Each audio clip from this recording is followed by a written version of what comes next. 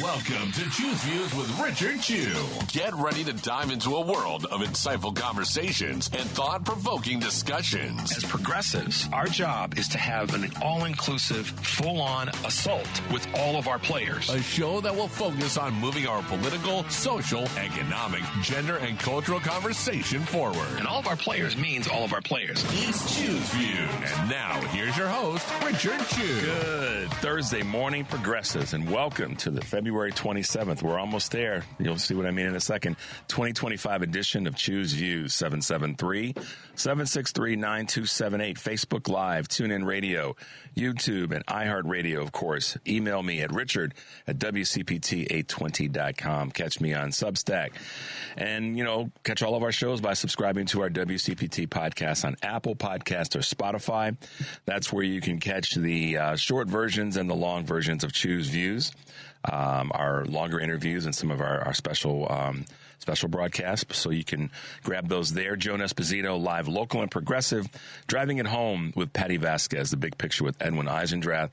Out Chicago and our other shows and interviews. Check out, of course, our heartlandsignal.com digital signal platform. You got to check it out because, as we say, there's lots of good stuff there. Got a really, Joan's got a, Patty, let me make sure I got this right. They both have great people they're going to have on their shows today, but Patty in particular has someone that you're going to want to hear in one of her interviews today, which I'll talk about in a moment.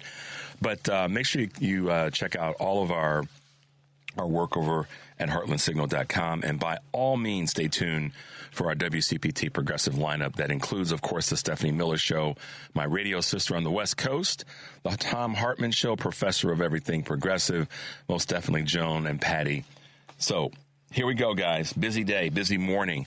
You guys want to stay plugged in today because we had a lot of great guests on all of our shows. And starting here this morning, we have Brian Lemick, who's the executive director of Defend the Vote. Cannot wait to talk to him because he's going to be speaking on a very, very important topic that will impact so many of us when it comes to voting. And then Elliot Richardson is the president and co-founder of Small Business Advocacy, the Small Business Advocacy Council. And he'll be with us in the 7:30 hour. So looking forward to talking with both of them, and they will be informing us on a lot of information that's relevant right now. Wow, like I said, the train's moving fast. We're going to be super busy. Yesterday, as you guys remember, we had the opportunity to talk to our good friend Kurt Mellett from Hoosier Blue 63, and then by just an awesome interview because of the people that were being interviewed with Blessings in a Backpack, and just what a phenomenal organization. Christine Smizik, who's the president and CEO at Shure Electronics, and Dan Summons, who is the managing director for Blessings in a Backpack here in Chicago, part of the national group. So it's great to hang with them for a little bit. Make sure you reach out to Blessings in a Backpack. They're doing work right here locally, but you can tap into them anywhere in the country. Just go to their website and you'll find out what they're doing, who they're helping, and making sure that children get to the weekend and have a weekend where they are not hungry. So with all the craziness that's going on right now and all the things that these idiots and the Republican Party, the GOP, and I'm calling them all that because and the reason I'm going to talk about this in the 6:30 hour, so I don't want to get too far ahead of myself in terms of all of them being idiots. It's talking in terms of voting. We'll get to that. We're going to talk about the Republican bill, which is what I'm going to call it. I'm going to break down some things for you a little bit in the time that we have, but we're going to get into that. But when you have an organization like Blessings in a Backpack doing the work that they're doing, it gives you some hope. And it makes you feel a little bit better. And it gives you guys, as our listeners and followers all over the country, the opportunity to get involved with a group that's making a difference daily. I mean, tangibly. I mean, that's like it's so up close and personal. It's like shaking the hand of a friend. That's how up close and personal it is, right, Henry? I mean, they're making sure that kids on the weekend got food in their bellies and a little bit of sense of pride. So when there's these idiots in the Republican Party, the maggots, the voters, as well as the elected officials, I'm not letting anybody off the hook. You and you have an organization like Blessings in a Backpack and Dan Summons, who does the work that he does, and the board and all the other people that they have here in Chicago and throughout the country, that should give you a little bit of inspiration to say that there's somebody out there, there's somebodies out there that are doing something to take care of literally the youngest among us. I won't say the least among us, but the youngest among us. And as Dan said yesterday, all zip codes have a food insecurity issue. That ought to tell you something. It also should hopefully motivate you to punch back on these fools. Okay, I'm going to stay on point, Henry. But I just wanted to give a shout out to Blessings in a Backpack for being with us yesterday. It was really cool. All right, guys, time for a couple of choose news, views items. We'll hit these with you, and then we'll get to the break. Speaking of, spring break spending is spiking, guys. Travelers appear willing to pay up, this meaning to pay more, the spring break, with an average insured trip where it's exceeded and expected to top 8,300 this year, according to Bloomberg, citing a survey by travel insurance comparer Squaremouth. A lot of analysis is going on. It looked at 6,000 planned trips. That's quite a bit to come up with these numbers. 8,300 this year is expected to top. The 2025 estimate is 26% of a jump from last year's 6,125 in terms of $6,125 versus the 8,300 that it's expected to be this year. The data found that 40% are taking bucket list trips, and warm weather destinations remain popular. That makes sense. Listen, in this craziness, we want folks to be out and doing things. There's no doubt about that. So kudos to the folks that are planning trips and that can plan trips and go on trips, and we all want to be supportive of that. Eli Lilly is to build 4 new plants in the U.S. They're spending somewhere in the range of $27 billion to build 4 manufacturing plants in the U.S. in order to move production back to the United States. 3 of the sites will make active ingredients for drugs, while another facility will boost production for Lilly's injectable drugs. The Trump administration recently warned drug companies that don't reshore operations that they could face tariffs. The new plants will create more than 3,000 jobs and will be built over the next 5 years. And by the way, President Biden's administration was already pushing the drug manufacturers in this direction. So this will be, once again, a grab by the Trump administration to say we did it. And no, in fact, Biden administration came in office with one of their big goals. It was in that space. All right, BP pivots back to fossil fuels. BP has announced its fundamental reset strategy aimed at slashing spending on renewable energy and doubling down on fossils. So Trump, what are you doing about that? Investments in oil and gas, I wonder why, because of the industry maybe, will increase to $10 billion through 2027, a reversal of strategy set out by the former CEO, Bernie Looney, to reduce oil and gas output by 40% by 2030.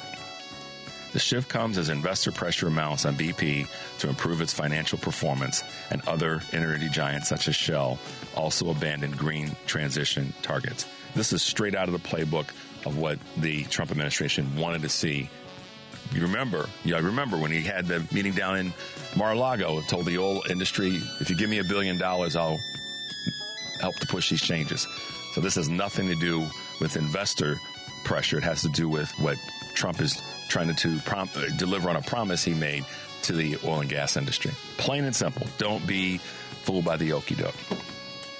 Hospital violence jars many clinicians. Nurses and doctors are reeling after 2 separate attacks in hospitals have taken place. Violence against healthcare workers who already have one of the most dangerous jobs has reached unprecedented levels since 2020. Last week, a psychiatric patient, attacked a nurse in Florida, breaking nearly every bone in her face. Then in Pennsylvania, a man shot an ICU staff and killed a police officer after learning that his wife was out of treatment options. We got to take care of our medical folks, y'all. We just do. Wall Street braces. This is important. If you're not a Wall Street person, it's still as important as it relates to the markets. And I want to talk a little bit about this in 401k space. NVIDIA's highly anticipated earnings report was released late yesterday and is expected to offer key insights into demand for chip fueling the artificial intelligence boom. And this is something, again, that President Biden had sort of leaned into.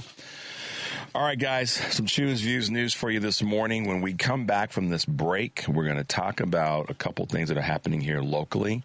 And then when we get into the 6:30 hour, I'm going to bring you some things that I think you need to know a little bit about when it comes to this budget. All right, guys, the number is 773-763-9278. This is Choose Views, and we'll be right back.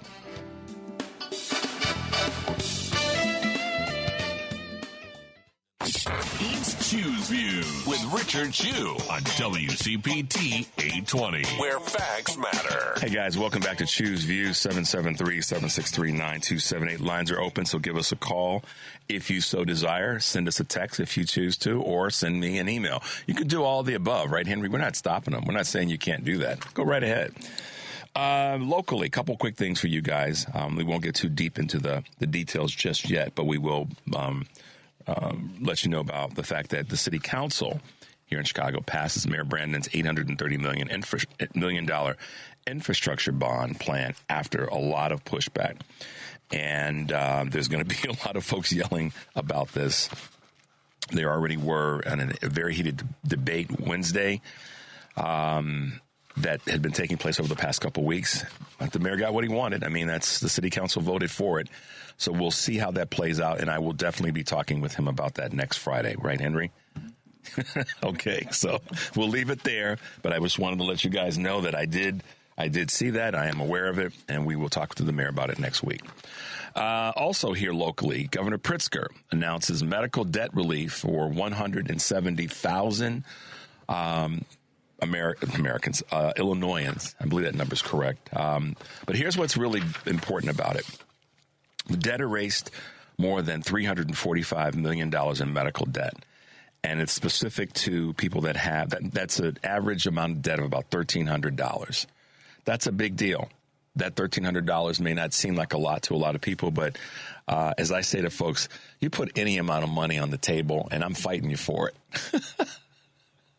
Henry and I will be scuffling in here if somebody walked in and dropped $1,300 cash on the table. Henry might, he might have to tell me, look over there, Richard, and I'll look in the other direction, and he snatches the dough. The point I'm making, not to demean this, is that $1,300 means a lot. And when you talk about in the space of debt relief, that's a big deal.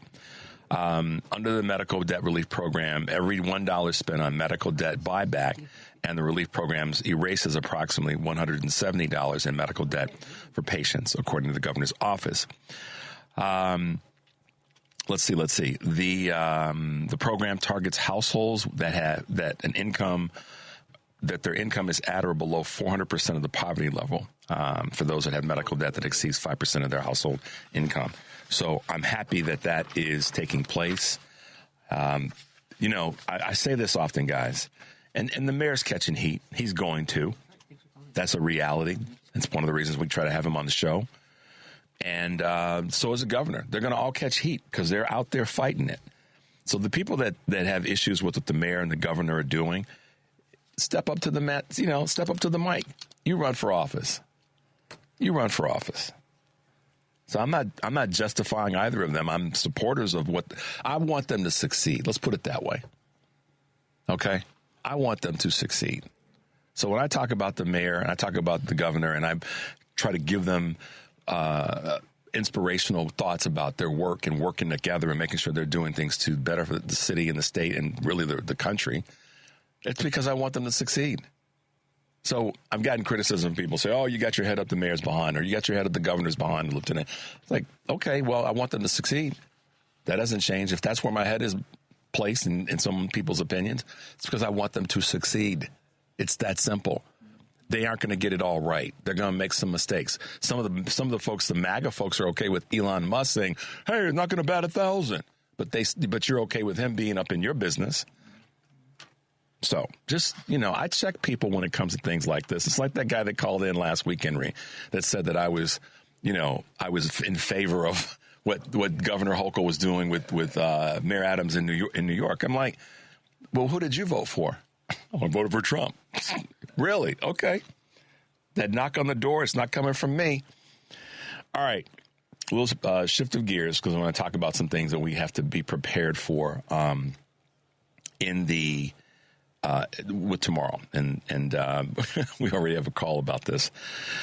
But here's the thing I want to just take a pause and a deep breath on. In the last 2 days, we've lost two of our great artists and performers. You guys heard most recently Gene Hackman passed away, as well as Roberta Flack passed away. So in the last 2 days, guys, we lost two of our great artists and great influencers in terms of the work that they've done. Gene's work is legendary, from some of his most epic movies and box office, blockbuster movies to just some simple stuff that he did, simple work that he did.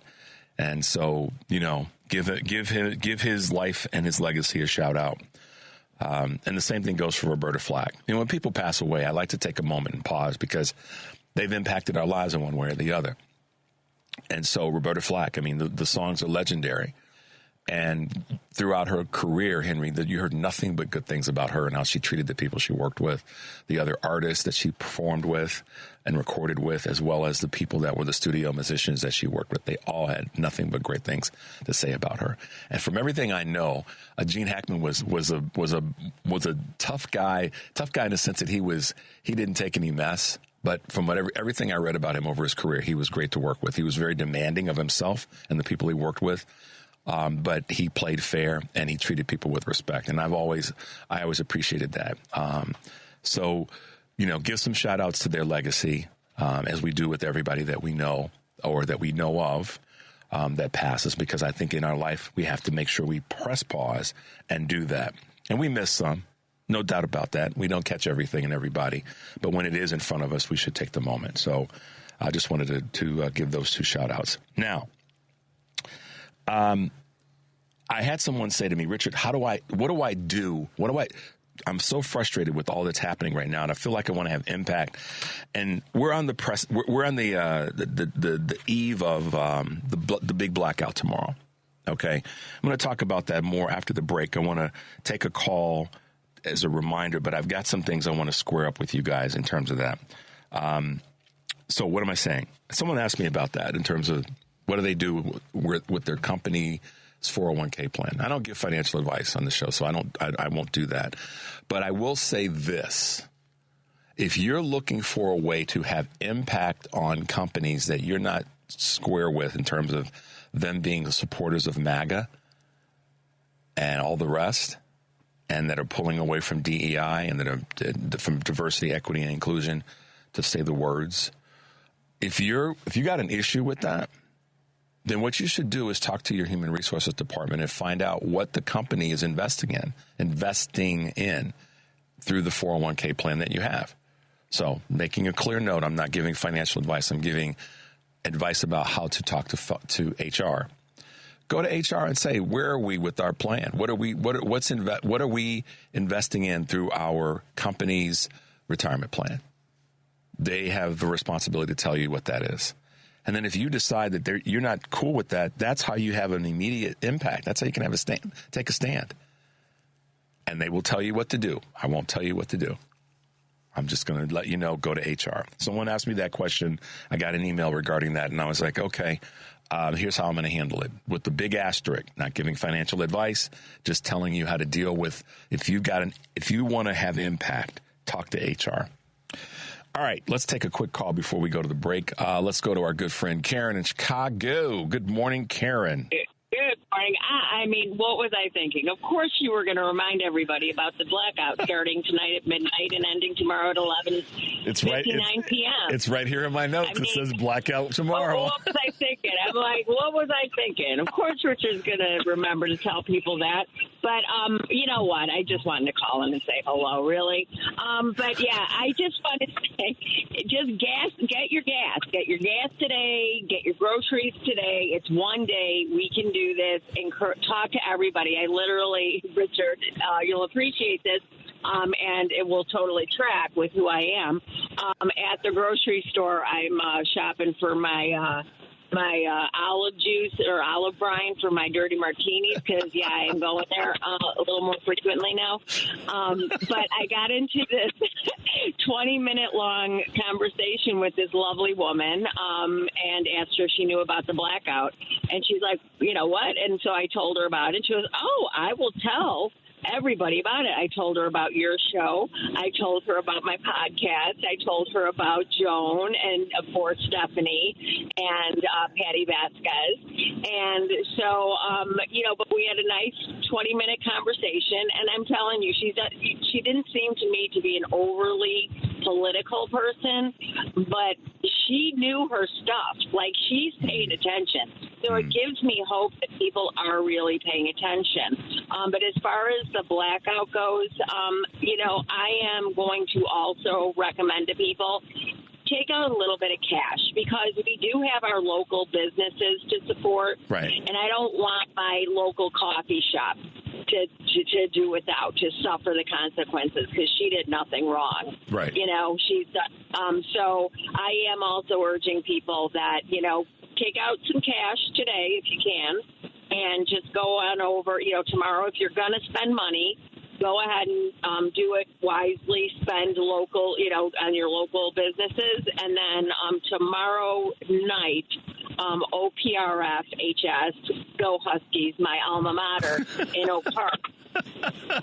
So here's the thing that I'll add to that, Karen, in terms of getting some cash and doing your shopping today. Reverend Al Sharpton talked about that, where he said, "Listen, what we're trying to do is make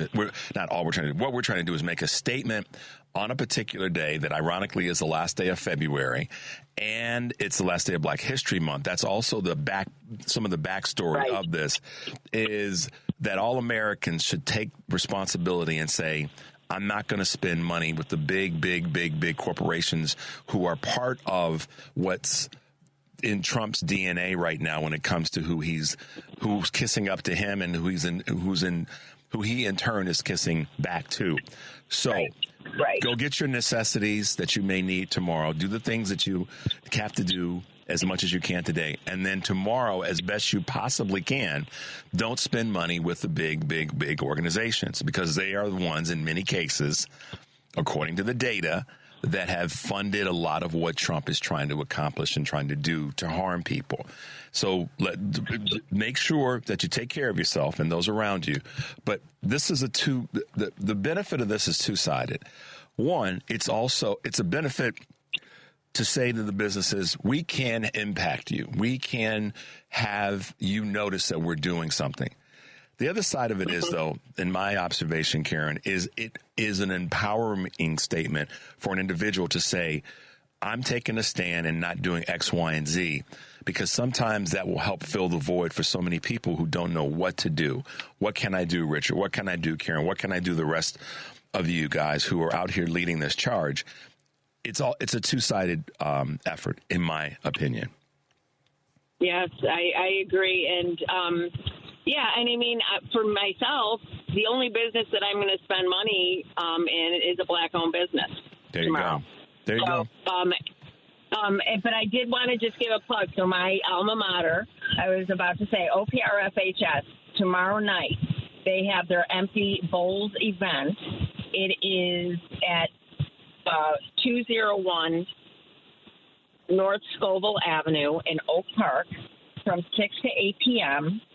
Students are $15, and to community members, and that's everybody, $20.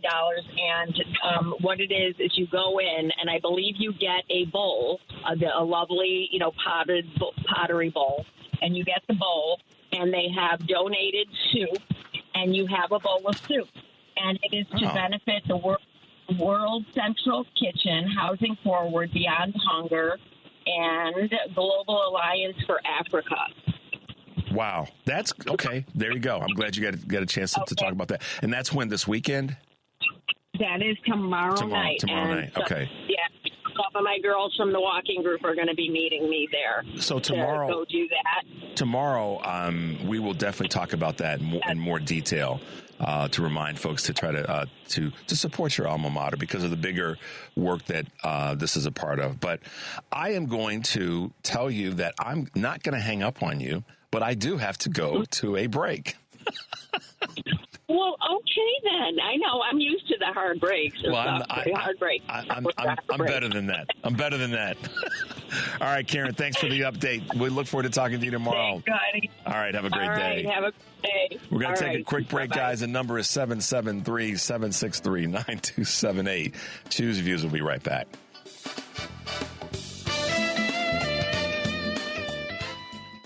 It's Choose Views with Richard Chew on WCPT 820, Chicago's Progressive Talk. Hey, guys, welcome back to Choose Views, 773-763-9278. Karen is a funny person. Today, live, local, and progressive, Joan Esposito will be joined by Mark Jacob and Jennifer Schulze with their regular media conversation, and Chris Lehman, D.C. Bureau Chief for The Nation, live, local, and progressive, weekdays, 2 to 5 p.m. here on WCPT, Heartland Signal website, and tune in.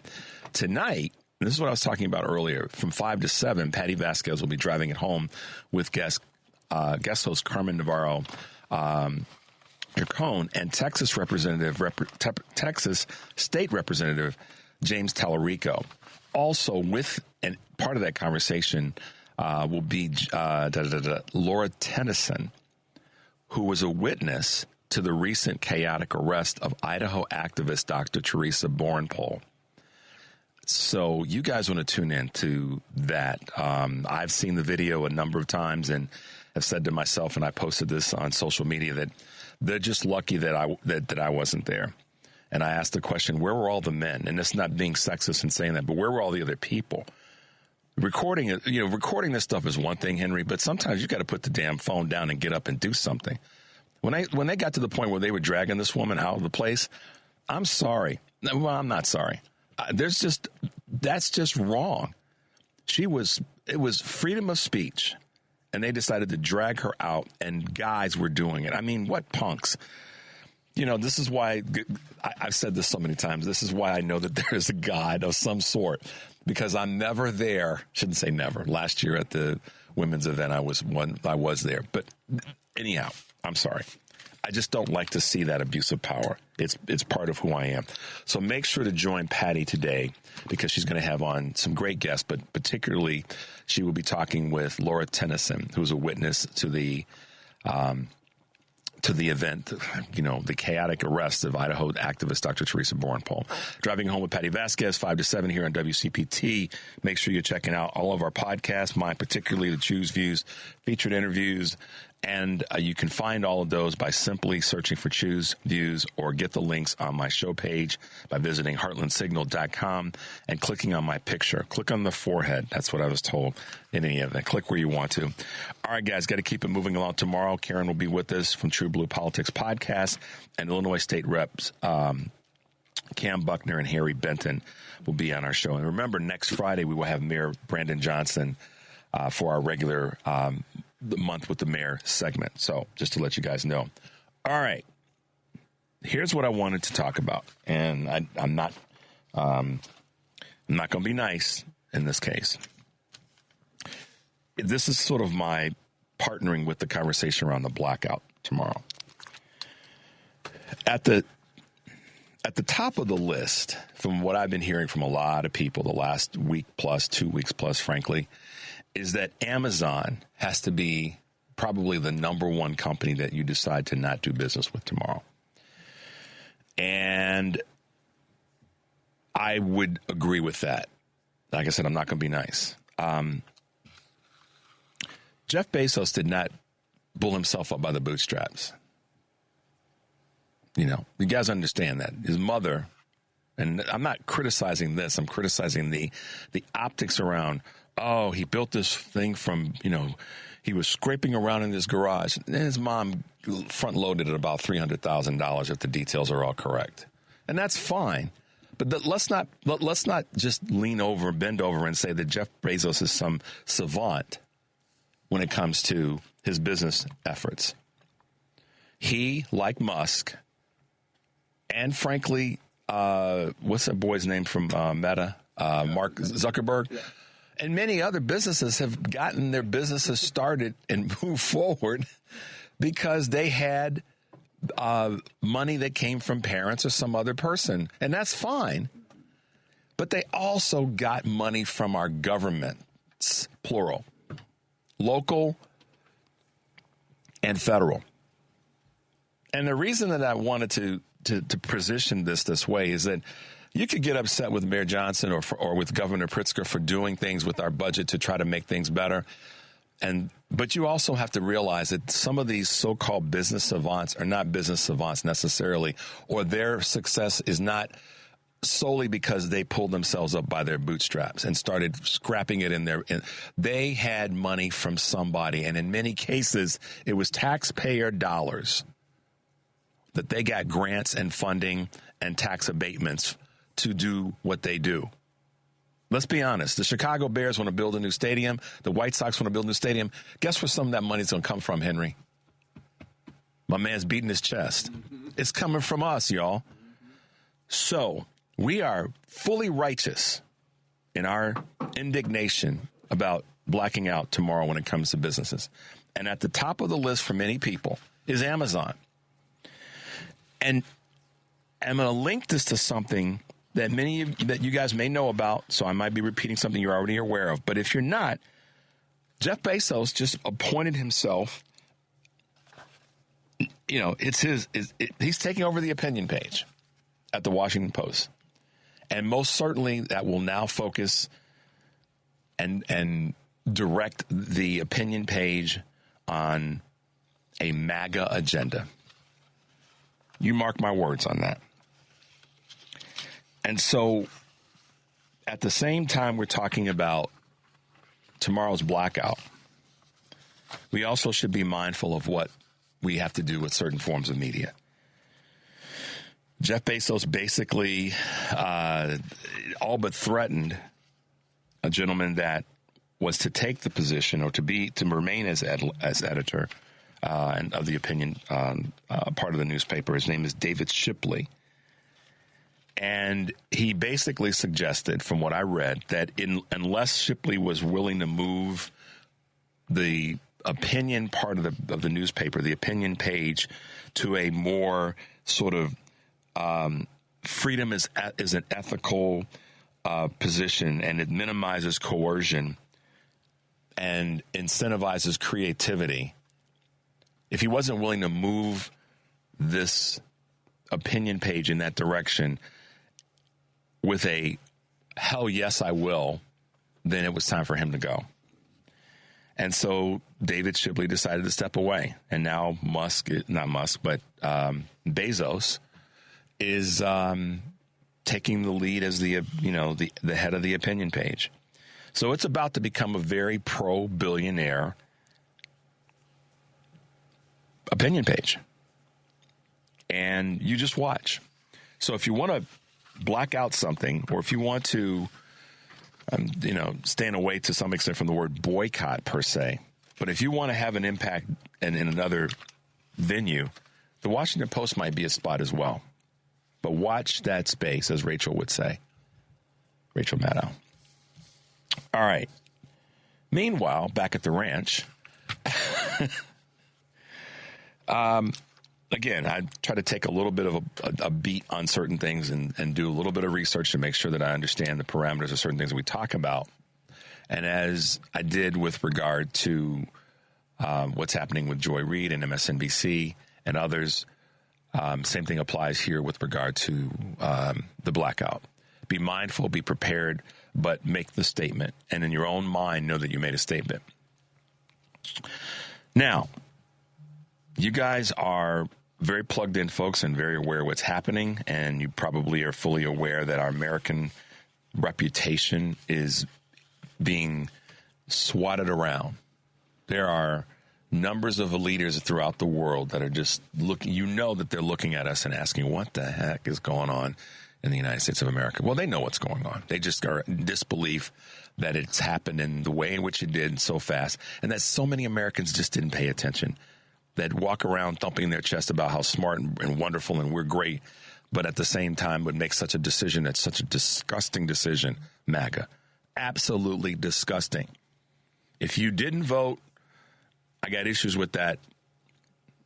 And if your reasoning was they're all the same, and I got more issues with that. But if you're MAGA and you call yourself an intelligent person, a smart person, a thinking person, somebody that can put their pants on or their articles of clothing on, so I don't get too deep in the gender conversation, then how in the hell could you just be so... And people say, don't call them stupid because they're going to take offense to that. Well, I take offense to what they did. So, too bad. Toughen up. Right? Toughen up. You told me and millions like me that we were stupid and we were elite and we were arrogant. And now you're asking, oh, please, please, please. So we had 2 clips that Henry and I put together. We're going to hit you with these. We'll take a break, and then we come back. We're going to talk a little bit about this budget that the Republicans passed because the Dems didn't do it. We'll talk about the numbers there. All right, Henry, let's share with them the Senator Andy Kim clip. People certainly understand that, the status quo in our country, that government and politics, it was broken. There are things we need to change. And I'm ready to have that debate and that conversation about how we can fix things. But this is not the way we go about this. This is just putting our country at risk, giving, adversaries and competitors access to this information. Like, when I've been meeting I was out at the Munich Security Conference and elsewhere, and, other countries are literally like, these leaders come to me, they're like, what is happening in America? That's literally, they talk to me as if, like I have a sick puppy or something. They're just like, are you okay? Like, what is happening in your country? And it's really sad to just see how much our reputation has taken a hit and how much other countries are literally just watching what's happening in America in shock that the most powerful country in the world can be reduced to this level of damage in just a matter of weeks. So, Senator Andy Kim, right there, this is exactly what I was speaking to, and I wanted you guys to hear that, those wonderful words from him. And at the same time, as we are in this throes of this Republican budget, Representative Crow had something to say on Rachel that I thought was pretty profound in terms of measuring this current bill that the Republicans have passed. So let's bring that to them, Henry. What should people know about what it was that was voted on tonight and what the consequences of this might be? Well, the major consequences, they've passed a bill that's not paid for, that gives massive tax breaks to corporations and billionaires and does it on the backs of regular Americans, mainly by slashing their health care and gutting our Medicaid program. Right? They are trying to use a tactic of burden shifting onto the states, saying that the states should pay for this, but they know the states can't pay for it, so they know that much of this coverage will go belly up for folks. So it is a terrible, terrible bill. There was a lot of drama in D.C. leading up to this vote. Are people going to hold out? Are people going to fight for their constituents? Never underestimate the willingness of House Republicans to fold and capitulate when Donald Trump tells them to jump. And that's exactly what happened tonight. So, as we go to this break, when we come back, we'll talk a little bit about the impacts of what's taken place. But yeah, guys, here we are. So we're going to keep it moving forward. We're going to keep bringing information. We'll take a quick break. 773-763-9278. This is Choose Views, and we'll be right back.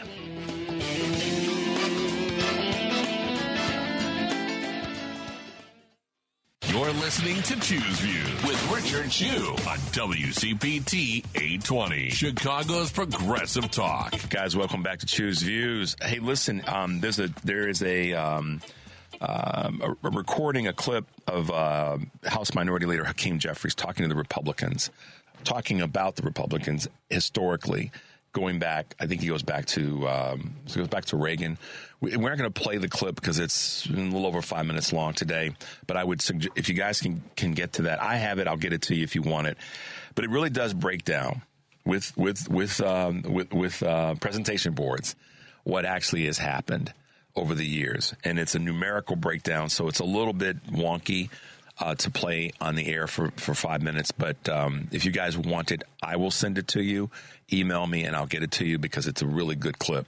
It's just that the visual is important as much as the audio. And Henry's nodding profusely like, yeah, good call. So just to let you know, we've got that. We'll get it to you.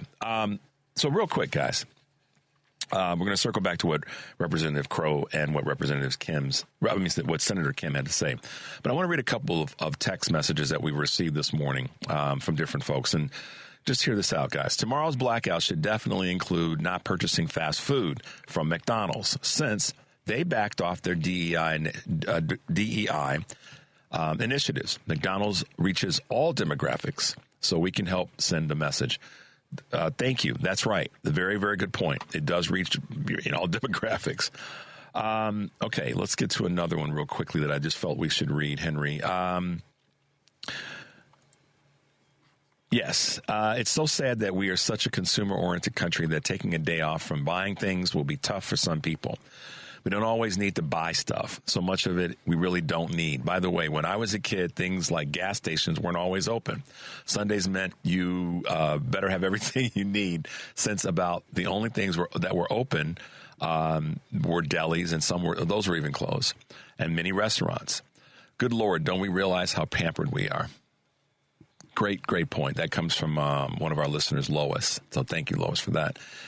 And then here's another one that you guys I think will appreciate. In terms of the blackout, Amazon, Amazon, yes, but don't forget Starbucks, who is rabidly anti-union.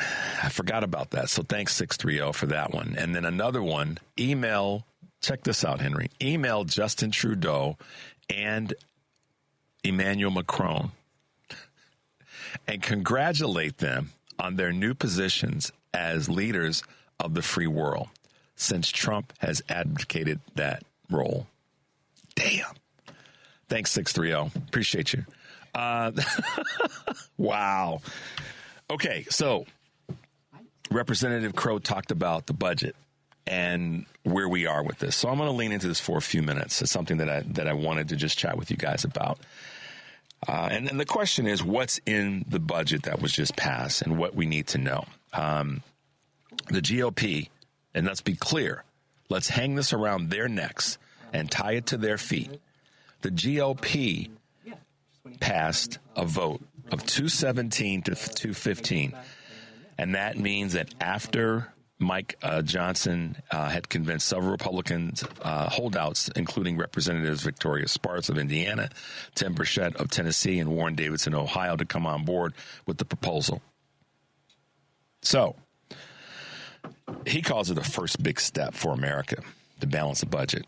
That's such BS, because what's in the House budget, the devil, as they say, what's the phrase, the devil's in the details, Henry? So let's talk about this for a second. The House's plan would set up a massive reconciliation bill that would extend the 2017 Donald Trump, Paul Ryan tax cuts that were designed then, and now that they are coming to term. And this is why big business, wealthy, and billionaires and beyond got behind Trump. Let's just call it as it is, you guys. A lot of people are not afraid to, but don't call it out enough, and I'm just going to take up some space here. When this bill in 2017 was passed, in early 2018, Eric Grant and I talked about this on the family meeting. We said that this was going to come back and bite Americans in the behind, that they let Trump in, and that this bill being passed by Trump and Ryan was going to come back and harm the country. It's expiring. I've said this on this show last year. One of the big reasons why they were pushing so hard, the wealthy individuals. So some of y'all are right here in Illinois, in some of our wonderful suburbs, and in the city of Chicago and other places. Some of you are all over that voted red because you know that this tax bill from 2017 was going to come to bite people in the behind, and you are on that list because you didn't want to see your taxes go up. None of us want to pay more in taxes, but this is extraordinarily different because of the large amount of wealth that's going to be recalibrated and recaptured by the same people that benefited from the tax bill in 2017. So that's why they got behind Trump in this space, because now they're going to be able to further and continue or extend, whatever word you want to use, the 2017 tax cuts. And that's why these businesses said, yeah, we're all in, because we don't really give a darn about these other folks. We're going to get our tax cut. So here's the numbers. That's going to cost $4.5 trillion over the next decade. Did y'all hear me? $4.5 trillion. That's not going in your pocket because it's not a savings to regular, everyday, middle-class folks. So all the people running around during the lead-up to the election that bought into and then voted on November 4th for this carnage, this is squarely on you, because you should have had enough sense. You should have been less egotistically driven, even though we can talk about how race and gender played into this and nationalism, but privilege also played into this. So now you're going to be saddled with this $4.5 trillion for the next decade. Okay? Here's more information. It would also allocate $300 billion for spending on defense and border security. Almost said that. Ooh, woo. Henry threw something at me. He saw my mouth pursing to say that word. And he's dying laughing now. But look, y'all, $300 billion spending on defense and border security. How about this? How about if we spend a little less on border security and figure out why we really have this problem in the first doggone place, which is what Vice President Harris was trying to do. She wasn't a border czar. And deporting people is not going to fix that. Y'all got to understand that. Just willy-nilly deporting people en masse. Illegal folks from any country. If you're from Russia here illegally, you're behind should go. If you're from Poland, if you're from the UK, if you're from Wales, if you're from any of those, quote, white-centered, lovely countries that Trump is in love with, quote, unquote, those are his own sort of words. You know what I'm talking about. Deport them if they're here illegally and have done illegal things. But I don't see that ire being focused on it. So that's a waste of money being allocated in terms of border security if you're not going to fix all of the immigration issues that don't just include southern and northern borders. They include all ways that people come to the United States. That was a mouthful. Sorry, you guys.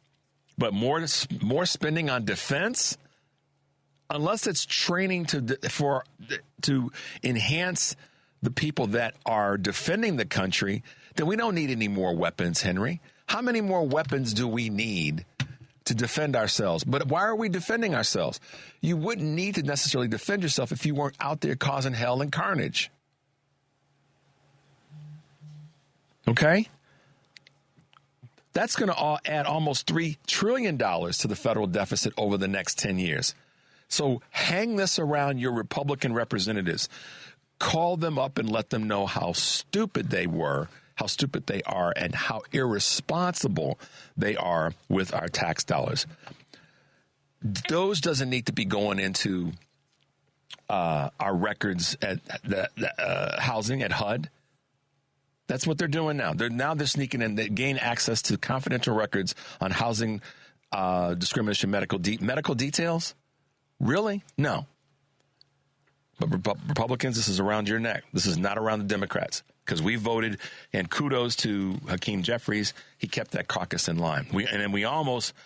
Here's how close it is. And when you guys think I'm crazy when I say we got to still keep our eye on these 2 seats in Florida and Stefanik's seat in New York, do y'all realize Representatives Victoria Sparks of Indiana, Tim Burchett of Tennessee, Warren Davidson of Ohio were on the fence? So, of course, Mike Johnson went in and he stirred things up and he whipped those votes. But just imagine if those 3 had stayed in line with the Democrats. This bill wouldn't have passed. So that's when I say if we want to be involved and have impact and be able to do something, guys, let's do what we can to try to win not only those seats, but to win the seats that are right here in Illinois, but right in your own state.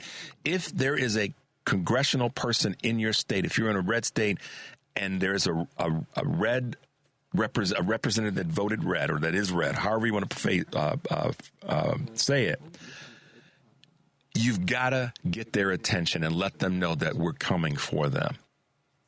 And yes, we've got open seats right now. The reason I'm saying right now we've got local elections that we have to be on top of. And these 2 in Florida and the one in New York are because of vacated seats. That's the first fruit that we can try to grab. 3 people, 3 House representatives were holdouts. They were holdouts, guys. That's how close we are to having major impact. So those are names that we need to be calling. Why did Sparks, Burchett, and Davidson hold out? What was the reasoning? What were they thinking? Let's find that information out and use that as a way to get them on our side going forward with other votes. We have to be optimistic and aspirational about this. Because we have to know what our tools are. And when it comes to this budget, this is one of those tools that we could have, or one of these opportunities where we could have used those tools to win and bank down this crazy A budget. It would also direct multiple committees to cut billions of dollars, including the $880 billion in cuts spearheaded by the Energy and Commerce Committee. Thank you. And also cuts to Medicare, Social Security, and Medicaid, and the assistance that's provided there. So, we're coming to the top of the hour. I want to say a few more things before we wrap up because we have our guests that are going to be with us in the 7 o'clock and 7:30 hours. The Democrats voted against this right down the line. And this particular bill, according to Republican Representative Thomas Massie of Kentucky, Massie voted against the plan because it, quote, doesn't cut spending much and it will only add to the U.S. debt. There you go. It's that simple, guys. It's that simple. So, a little bit of a rant, but I wanted to provide you with a few numbers. If you need more, I can get them to you. But for now, we're going to take a quick break. The number is 773-763-9278. This is Choose Views, and we'll be right back.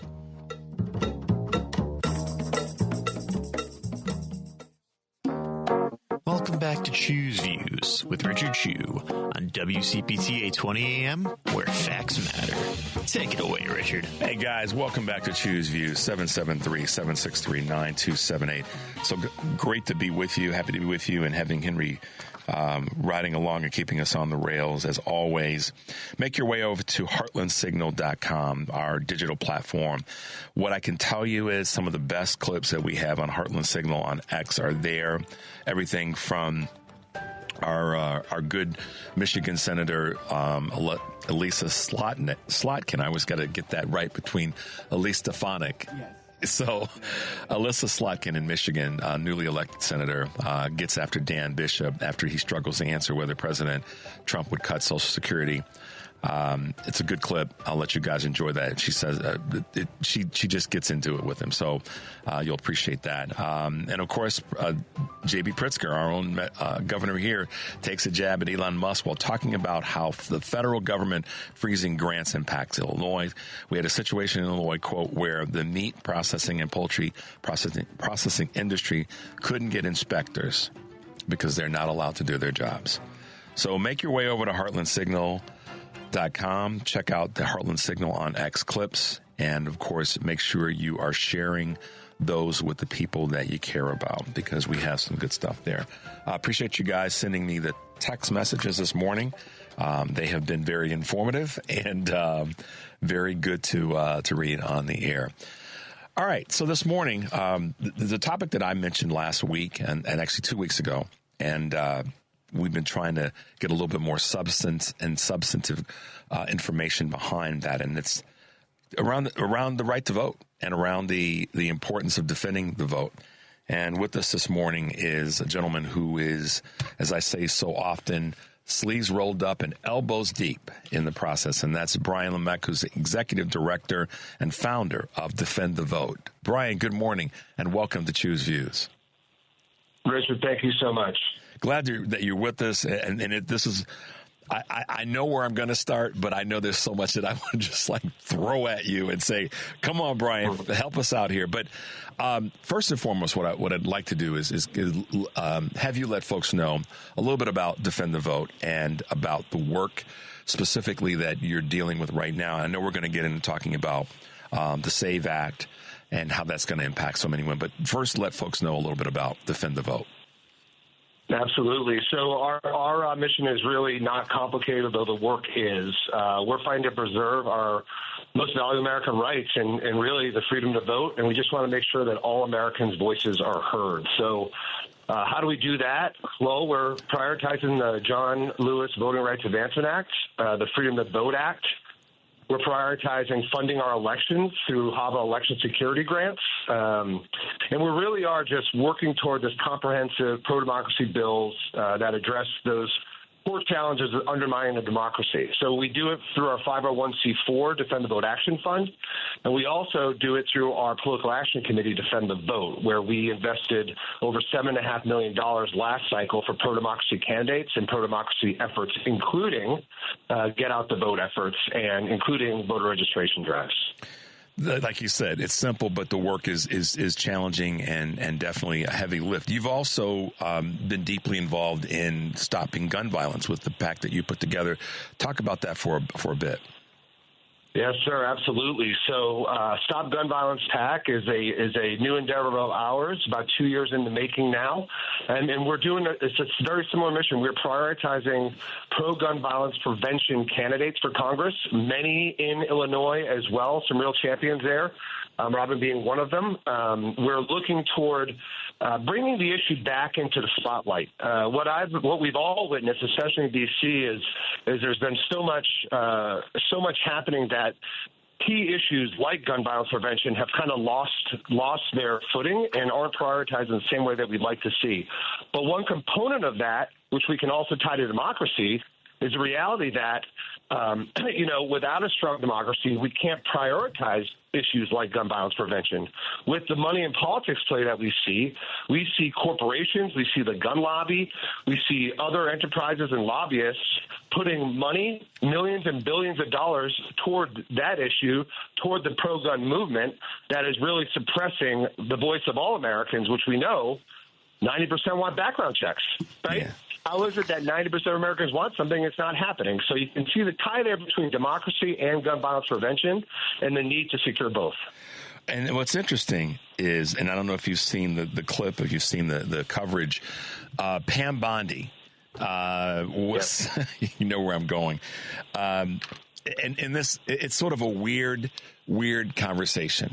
Part of the big pushback from the previous two Democratic administrations when it comes to gun legislation was that Barack Obama's coming to take your guns.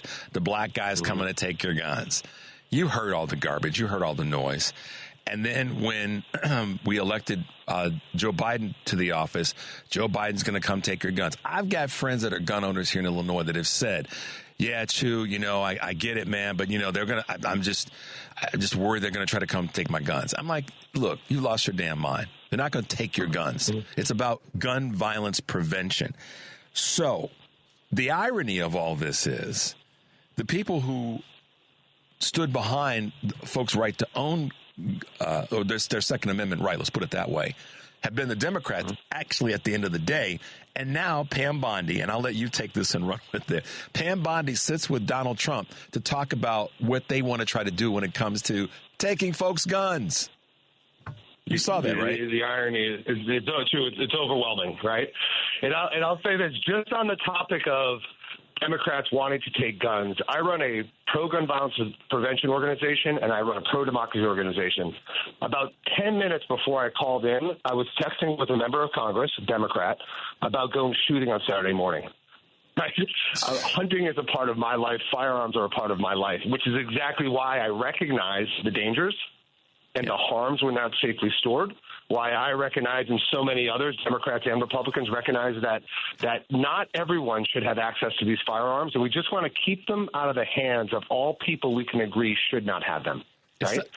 Not a complicated concept.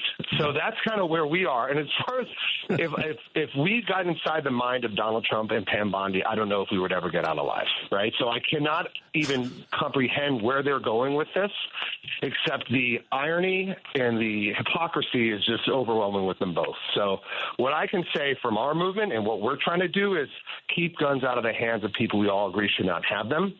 right? And allow the sportsmen and the enthusiasts to act responsibly by safely storing, keeping them out of the hands of children, keeping them out of the hands of people that are having particular issues, focus on red flag laws, some of these common sense solutions that we all agree on, but simply cannot get passed. Yeah, I also think that the assault weapons ban is one, and I don't know where you stand on that, but take a moment and just share where you are in that space. I think ban is a terrifying word for people to hear, right? Okay. The moment you hear ban, all of a sudden it's arms up, no way, right?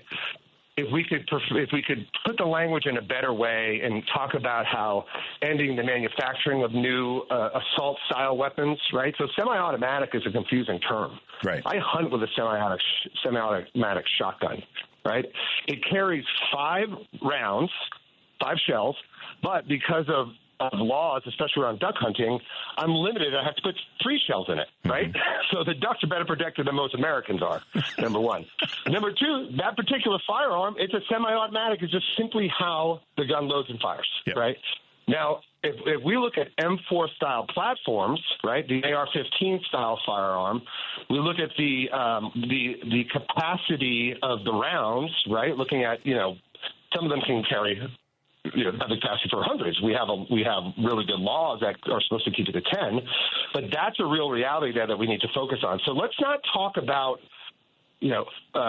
particular banning, right? Like, let's focus on a little bit deeper there too, right? So, because the moment you talk about ban, you lose a lot of sportsmen, and it's a word that confuses, and it's a word that I don't particularly like using either. I just want to make sure that kids don't get murdered anymore, right? Yep.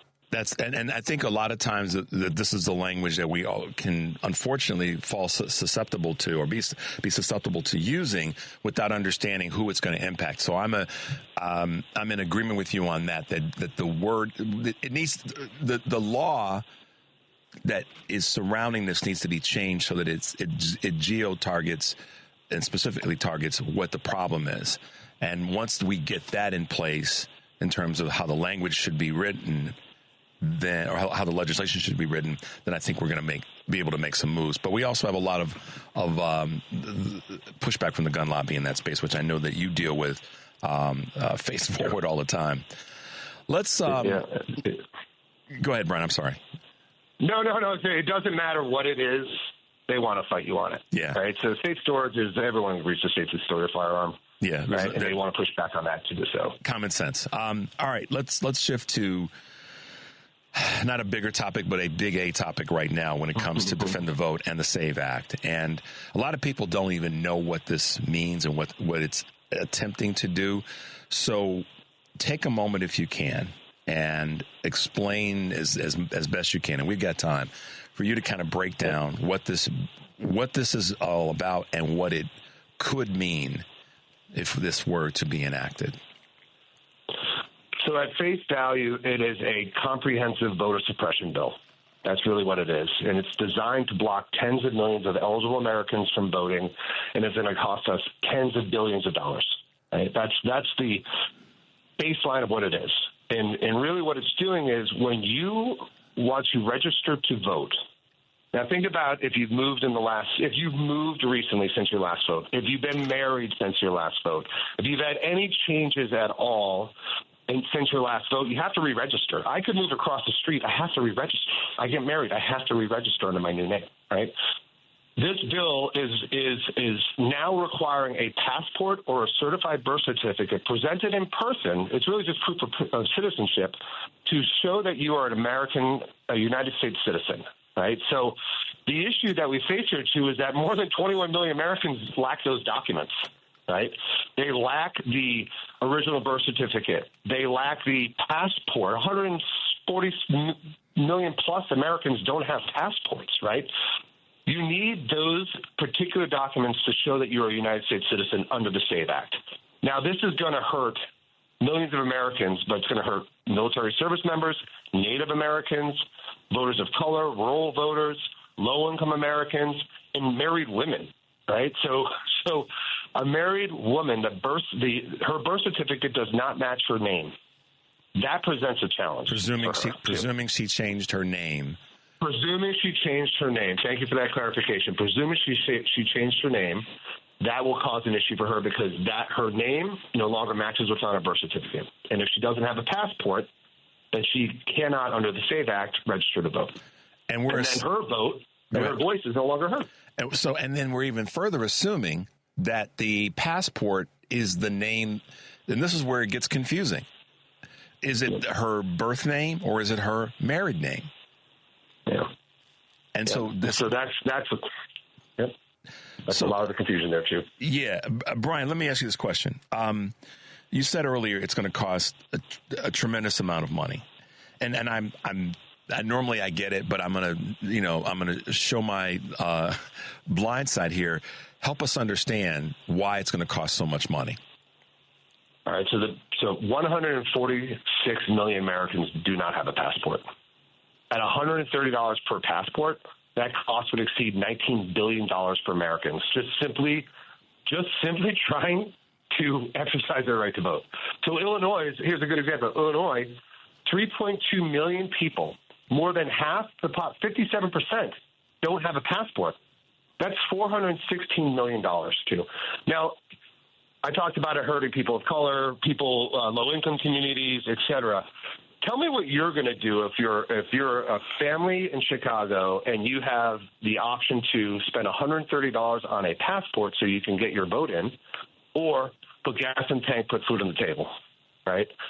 Never mind potential likelihood that you have to take the day off to get the passport, and then you have to take the day off again to register to vote because you have to do it in person. So what is this doing here to those voices? It is simply suppressing their ability to vote, and it's suppressing their ability to be heard. And these are the very people, whose votes matter the most, that need to be heard the most. Right? These are the people that are held down by the corporations. These are the people that are directly impacted by gun violence, directly impacted by suppressing rights on women's reproductive rights, rather. So these are the people that need it the most. And it is them that has put the most pressure on, and they have to go through the most hoop for our fundamental right to vote. Something now that you can mail in, something now you can do online. And that's where I was going to head with this. There's a couple of things that pop up. One, this is a voting tax. This is a poll tax, rather. It's plain and simple. It's a poll tax. One, and so it's gone from counting the jelly beans or the marbles in a jar. That those of you who know your history know what I'm talking about as a rite of passage to be able to vote. One. Secondly, in terms of the mail piece of this, so renewing your passport, you can do that online. However, to have that then be tied to your voting registration, you got to go do that face to face. So there's one step that you can do essentially online, but it still doesn't go back for women to the name issue. And the other group that you probably, I know you studied this part of it in terms of the numbers, someone that is just getting out of high school, just turns 18, and they haven't registered to vote yet at all. And let's say that their parents have their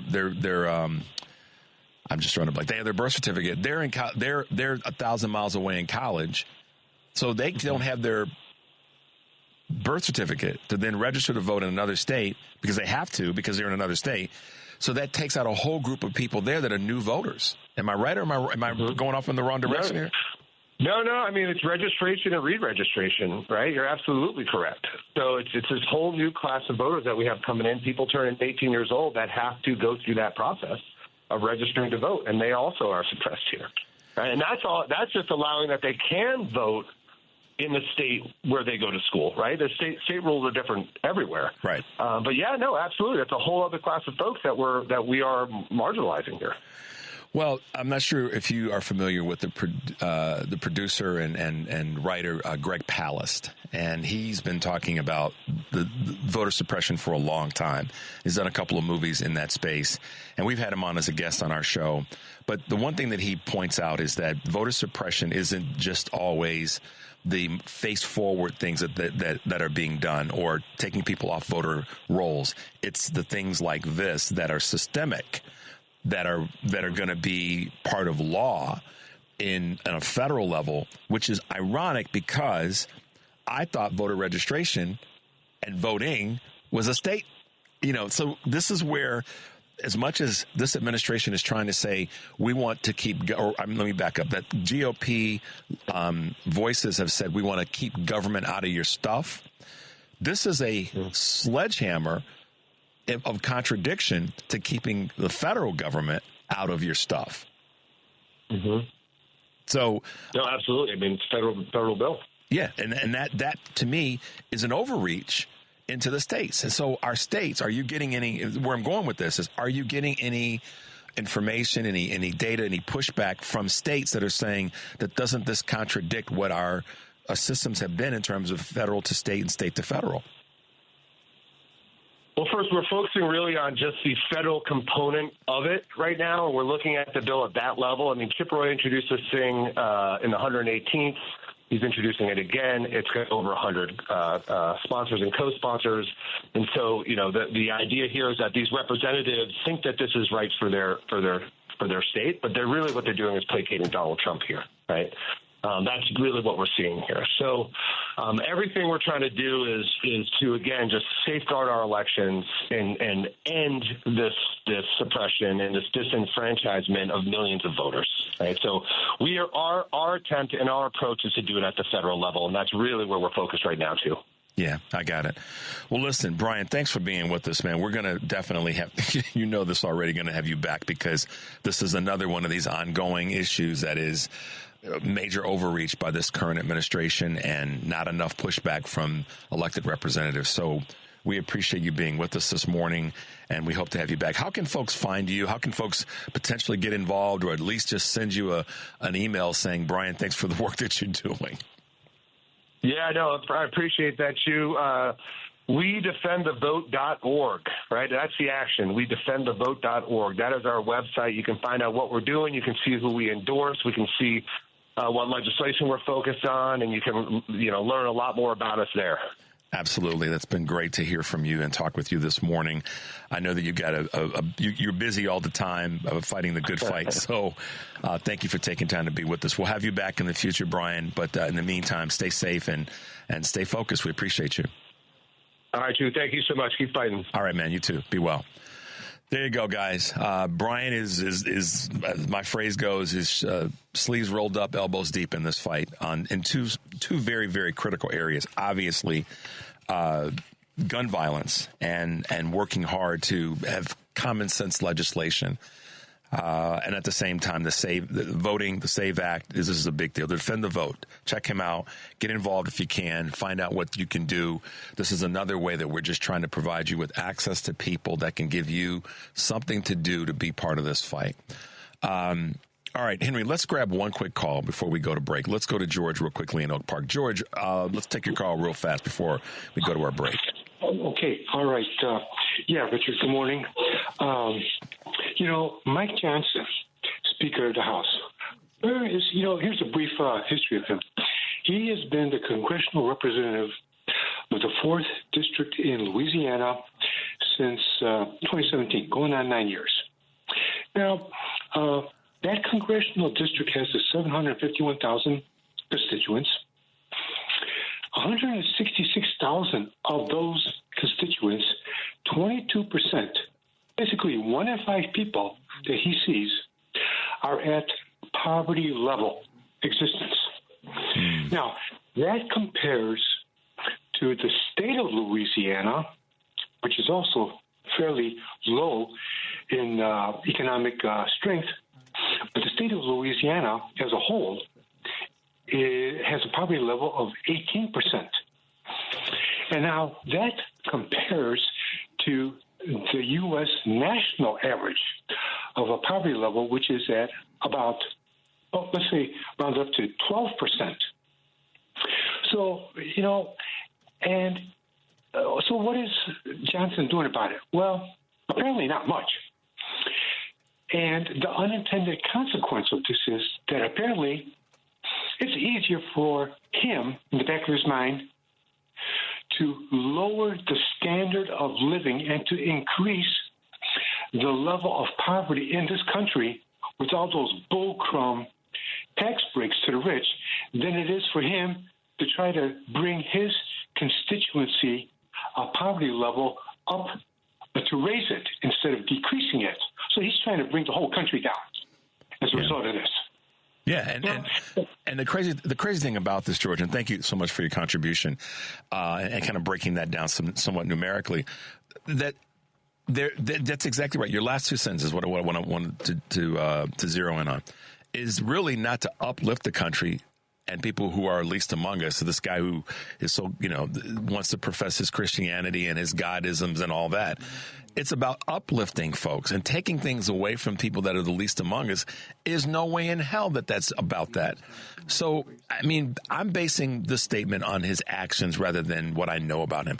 His actions are not congruent with what he says he believes in, because if they were, then he would be pushing back to say, no, this is going to harm people. It's not going to help people. Who it's going to help are not the least among us, which is supposed to be a tenet of what the faith is that he says he believes in. So that's how I see it, George, and thank you for your contribution this morning. All right, guys, we got to hit this break. 773-763-9278. I know you guys are on hold. We'll get to you as best we can before we wrap up the show. When we come back, we will have our next guest, Elliot Richardson, who will be with us. 773-763-9278. We'll be right back.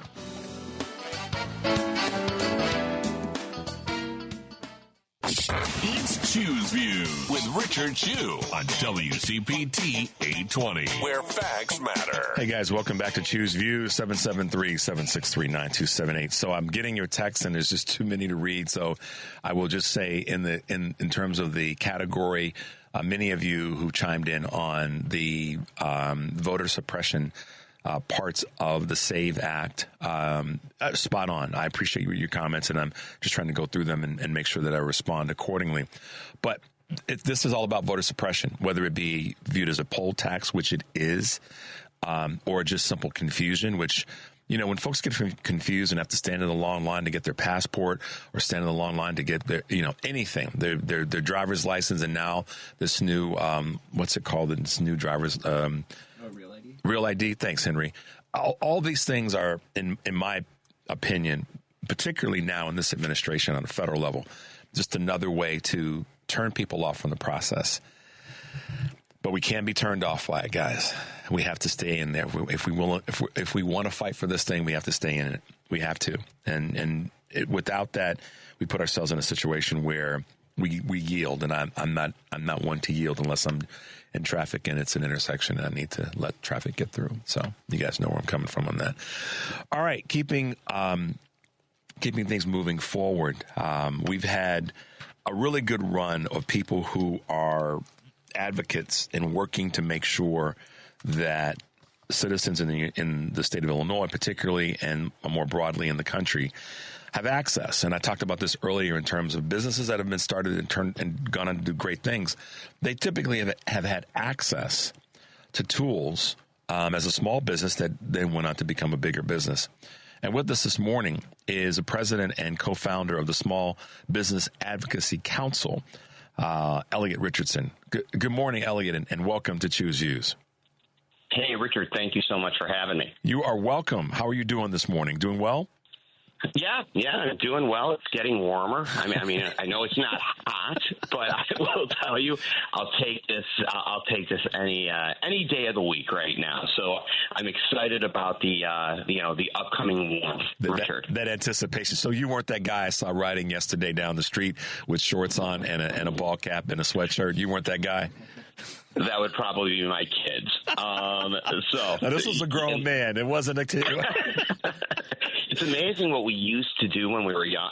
That was me, like when I was young, and now I'm in 7 coats and, shorts and sweatpants and as many layers as I can possibly get. Absolutely. Well, listen, Elliot, thanks for taking some time to be with us. I know that our listeners are going to want to hear about what you're working on, and I know that you just recently had some responses to Governor Pritzker's recent address. And what I'd like you to do first, though, is just to chat a little bit about SBAC, how and why you founded or co-founded it, and what's some of the goals that you guys have now in this current environment that we're in. Yeah, thanks so much. SBAC was really founded out of a profound frustration about, the lip service we hear about local and small businesses being the backbone of the economy. And they absolutely are the backbone of the economy. In Illinois, the latest data we have from the Small Business Administration is that 97% of businesses in our state have 20 or less employees. I mean, small businesses support local communities. Yet, even when we founded the SBAC 14 years ago or so, what we saw consistently was small businesses being overlooked when it came to policies and rising healthcare costs, just being a gut punch to the small business community. During the Great Recession, difficulty getting access to capital. All of these factors that make it so difficult for an entrepreneur or a local business to succeed, it really launched a group of us to start the SBAC, and it's a nonpartisan group, and it's amazing when you get a bunch of local business owners and their communities, their employees, when you get people together and they start talking, we're really all rowing the boat in the same direction. We started the SBAC to be a voice for the small business community. And you said 14 years. So is that talk about the sort of the time frame and how you guys have grown and the impacts that you've had? Yeah, when we started, I mean, honestly, we were fresh. We didn't really know how to move legislation, and we learned. We started talking to a lobbyist. We learned how to file a bill. We learned the political process and the pitfalls and how to try to navigate those pitfalls. And some of those pitfalls are definitely skewed not only against small businesses, but against folks without a ton of money and without an army of lobbyists. We learned how to navigate that, and we started to pass legislation. And one win became another win. We started doing work at the city of Chicago level. We've done federal work, and really, as we've grown and expanded, we've brought more people in. We have a bigger footprint, and right now we're running, as they would say, probably 8 bills on the state level. We're doing a lot of work trying to improve the economic climate for small businesses in the city of Chicago, and we're trying to figure out what's going on the federal level, but that's a whole nother story. So, what we're doing really is galvanizing people, bringing folks together, working with local chambers across the state, in a lot of chambers and place-based organizations in the city to advance a legislative agenda and initiatives that will really help the solopreneurs and the small businesses. That's our focus. Two of the people that have been done great work in their local communities that are elected officials are folks that are friends of our show, friends of our station, and friends of the work that's needed. And those names would be Allison Longenbaugh, who is city councilwoman out in Naperville, and Natalie Ziemba, city councilwoman up in Woodstock. What's one of the things that I know is in their DNA and critical to both of them is the importance of making sure that state representatives are focused on local issues and specifically local businesses. Natalie is a huge champion in that space, and Allison is as well. These are two names that you should know and people that I want to, off the air, get you connected with, because they are down with making sure that local businesses are getting the attention and getting the incentives and trying to narrow the gap, like you spoke about, between what big businesses, large corporations are getting and what smaller, more community-oriented businesses are not getting, as it were. So just that's a connection that I want to be able to make so that you guys are in line with each other and can do some sharing of ideas and legislation to that end. And so that leads me to a question, and I just wanted to kind of put that out there, but it leads me back to something. Thank you. Yeah, absolutely.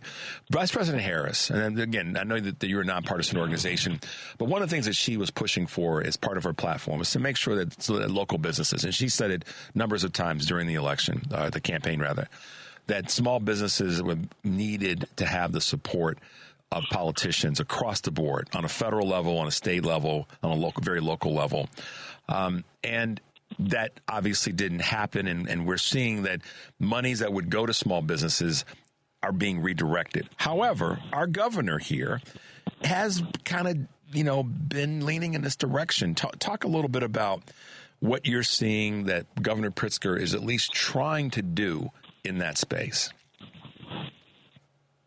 So, Richard, you cut out for a second, but I know you were talking about Governor Pritzker. I'm not sure exactly what happened, but that's okay. But you were talking about sort of what Governor Pritzker is trying to do in terms of supporting small businesses. Did I get that? That you did.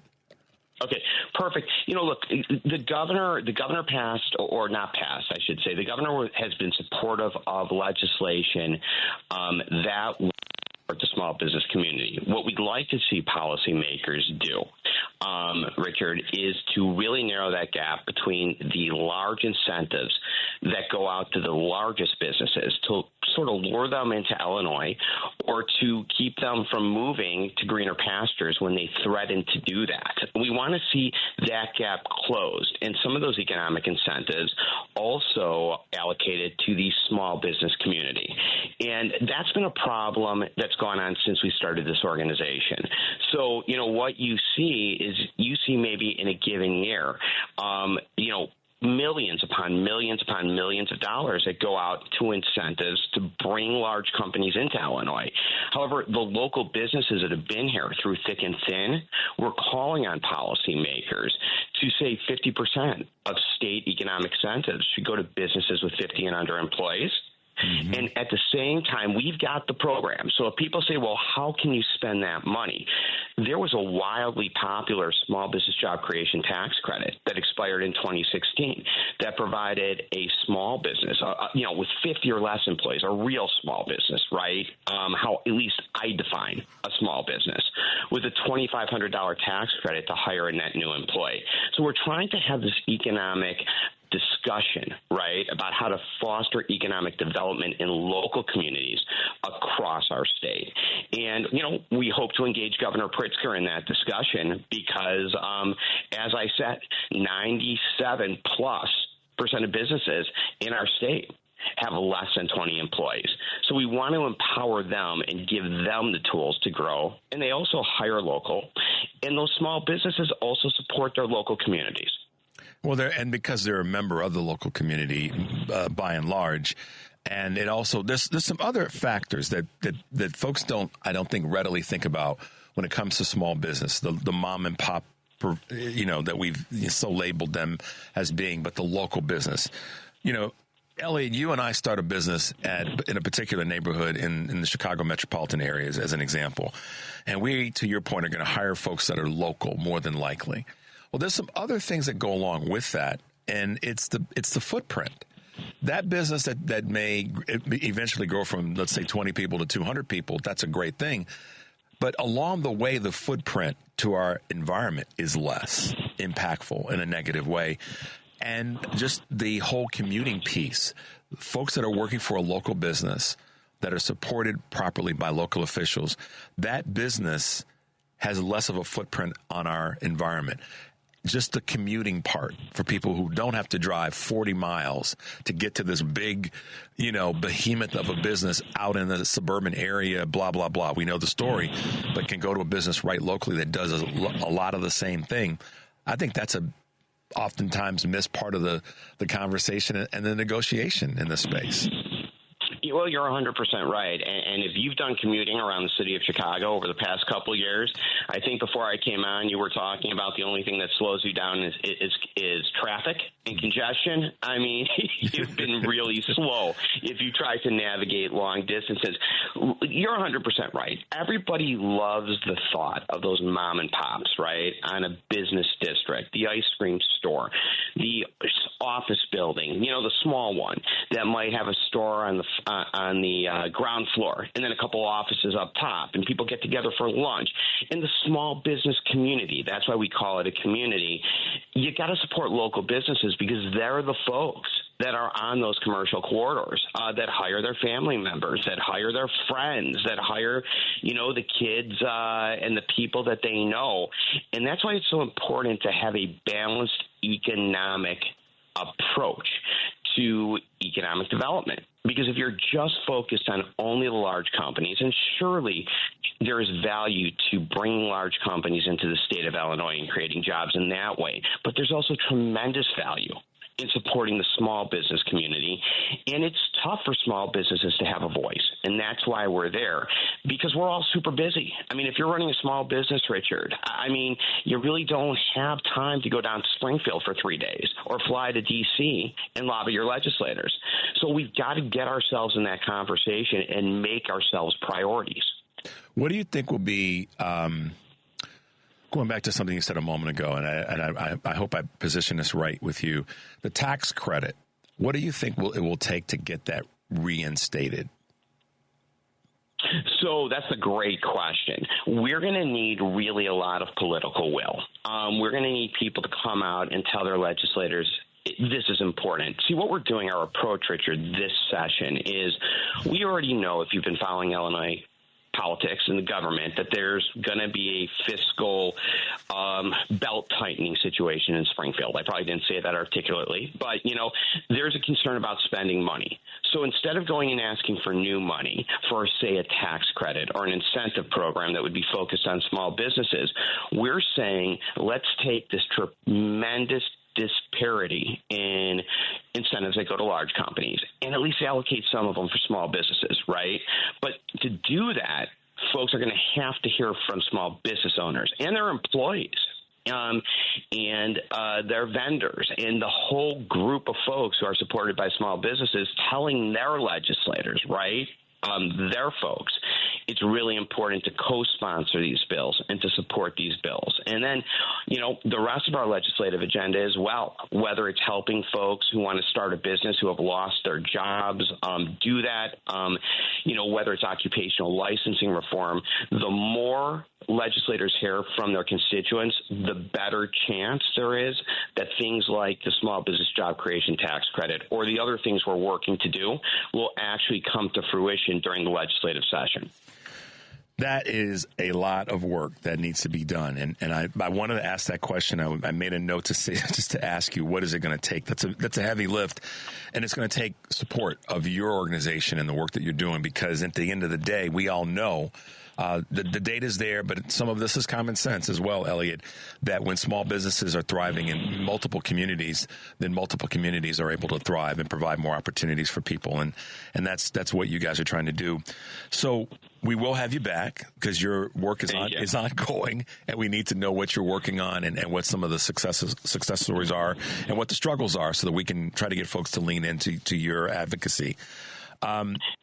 Go ahead, man. I'm sorry. Oh, no. I was just going to say, and you providing this sort of forum, Richard, is so important because being able to reach people and let them know what they're doing in their extremely busy lives, that is just tremendously beneficial to trying to move forward good public policy. Absolutely. And the thing that I'll say to you is we got you. We're going to do what we can to support your work and your effort. Let folks know before we cut out how they can reach you, how they can follow you, and just, dig in to see what they might.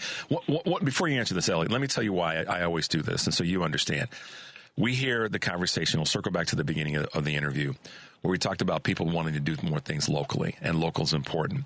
One of the things that I'm taking on and believe in is that as we talk about local issues, everything that's local is regional, is statewide, is national. And so when I hear people say, Richard, I want to get involved, I want something to do, I don't want to just sit in my silo, your organization is another one of the, quote, local organizations that I'd like to get people plugged into so they can be a part of what you're doing and they can, quote unquote, have something to do to affect change. So share with us and our listeners how people can get involved. Absolutely. They can go to SBACIL.org. They can email us. We've got a policy committee. We're going to go to Springfield. We're working on issues like health insurance, making drug prices more affordable. We got a whole laundry list. And I say that because if you've got a particular interest in something that you think needs to change, that will help you and your business thrive and grow, we want to hear from you, and then we will plug you right in. That's fantastic. Elliot, thanks for being with us this morning. I really appreciate you taking out the time. We will circle back and get with you again in the weeks to come, because we definitely want to hear, again, the challenges so we can find you some help, and the successes so that we can give you your flowers for the work that you're doing.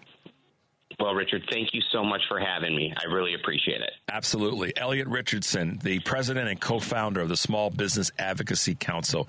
Get with them, guys. Give them some support. Thanks, Elliot, for being with us, and go out and get on that bike with those shorts and that sweatshirt on. You got it. All right, man. Be well. Talk to you soon. Okay. Bye-bye. Hey, guys, he's doing the work. And, the import to me is that they recognize that there are some tools, Henry, that are right there in front of us to help support local organizations. And the governor, like I said at the beginning of the show, I want Mayor Johnson, I want all of our elected officials that are progressive in their work to succeed. They aren't going to get it right all the time. And then that includes Lieutenant Stratton and Governor Pritzker. They're not going to get it right all the time, but we have to push them to get it right the majority of the time and to provide the legislation and support for people who need it. And our small businesses and our small communities, or I should say the activities in our smaller communities, needs to be a part of this. Small businesses, whether they be rural, suburban, or urban, all need this kind of support. So get with Elliot Richardson, Google his name, Google the SBAC, and see what you can do to be involved. We won't take a break. Well, let's take a tiny break. Should we do that, Henry, or should we keep going? Let's keep going. All right. See, this is why you turn to you guys and you say, what should we do? Because they get this as well. Let's grab a quick call as we wrap up. Let's go to, is it Ados? Good morning. Welcome to the show. This is Choose Views. How are you? Hey, this is Richard Chew. From the family meeting. Yeah, this a bad dude. That's what they tell me I am. Do you mean the black Asian dude? Yeah, that's me. Yes. Okay. You downtown now, huh? Well, we are in the studio. Where the studio is in the city of Chicago. Sure. Yeah, absolutely. No, when I mean downtown, I mean metaphorically downtown. I mean that you down there with the big folks, so we can't act like your cousins can't be your cousins no more. Now you on the weekday. That hasn't changed, but nothing. Here's the thing: nothing's changed. I'm just on at a different time, but that's still all the. You probably didn't catch this earlier in the show today. Maybe you did. I don't want you to be, Richard. I don't want you to be get up and being all bliggity black. Oh God! You get in trouble now. No, listen. I will tell you that all of our listeners on all of our shows throughout every bit of programming, including Joan's show. Joan said to a group of people over the weekend that sometimes she is just not nice enough to people. So we all bring a little bit of attitude to our broadcast. Patty does it. I do it. Joan does it. Edwin, we all do it. And certainly on the family meeting, it's just a slightly different flavor because it's Sunday afternoon. We get what you have to say. So what's going on this morning? You said something about small things that people can do if they're feeling helpless. What's your take there? Yep. So exactly. This is my point. You mentioned it earlier. We become so spoiled. I was in the store, Richard. Yeah. And I watched what happened when people decided not to use the self-checkouts. Oh. And tell us about that. They got in the cashier line, right? I don't know I don't know if that was a strategy for protest. Yeah. You hear me? Yeah. Okay. So whoever thought that one up was brilliant because they did not. Now, the manager kept saying, the self-checkout line is open. The self-checkout line is open. And then the people, those old people would not use it. And so I'm going, brilliant. Now, if they're going to save $25,000 in labor for those 4 cashiers that's not working, right? Mm-hmm.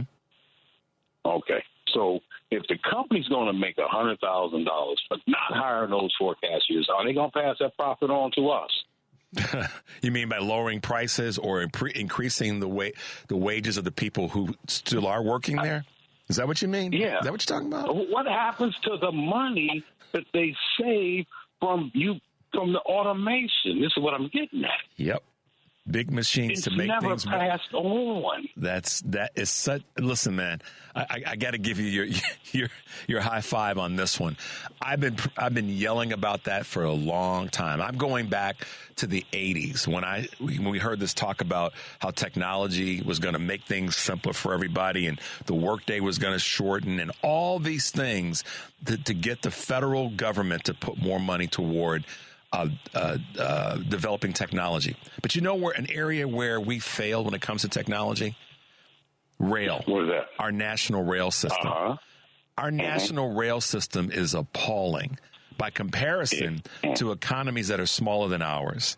But yet we preach about how great we are when it comes to saving money and changing the way that we direct our companies. And your checkout line example is a brilliant one. Because I went to a store the other day and I walked in and they used to have a self-checkout. It's gone. Mm-hmm. It's gone now. And we killed those jobs.